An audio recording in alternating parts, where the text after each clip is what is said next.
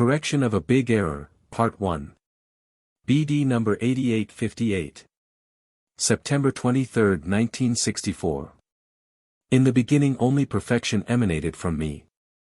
Hence you can object when I am described to you as a creator who has created unclean spirits. I myself am the creator of all beings because there is no strength apart from me which could create beings.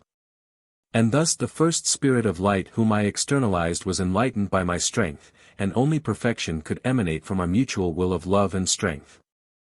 And this is precisely what you have to understand, that I cannot act in opposition to my order of eternity, that I could not have externalized imperfect beings from within myself either, who did not decide to abandon me voluntarily until after an infinitely long time, who were not influenced by me in any way to infringe against the divine order but who acted with completely free will.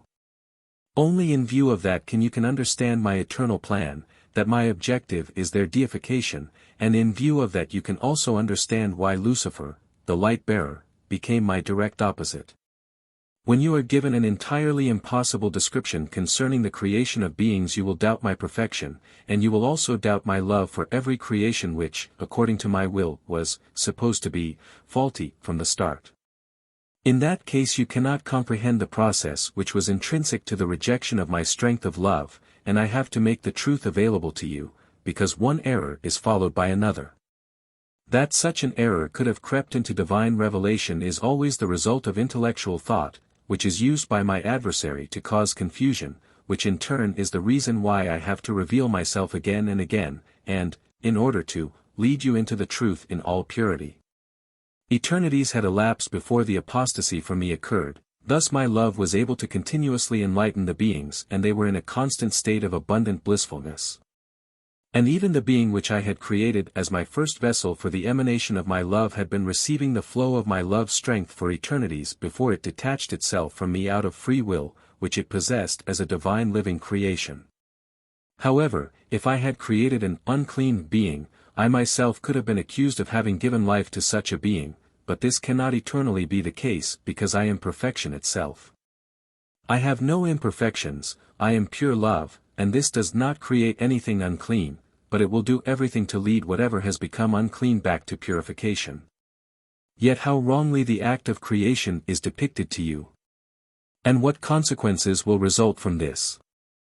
And time and again I bring you the absolute truth, because without it you cannot know me properly, because your idea of me questions my perfection, and because of this you cannot love this being, whose perfection you doubt either. Because you, too, have emanated from me in complete perfection, even though you have taken the path through the abyss to once again become what you were in the beginning.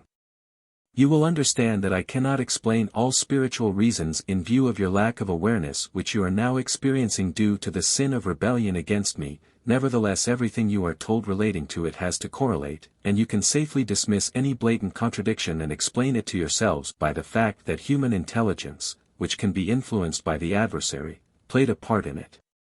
Only my plan of deifying my created beings has caused me not to oppose the apostasy of the beings, but this occurred in free will from the position of utmost perfection into the deepest abyss, and only the certainty that I will regain all these beings prevented me from stopping them. But this does not refute the fact that they had been created in absolute perfection just like their Lord who, as the light-bearer, was the first to fall away. However, I had not created him in a manner that he had to do so, but free will was the cause of the fall, just as free will has to seek to ascend again in order to become what it was in the beginning. Amen.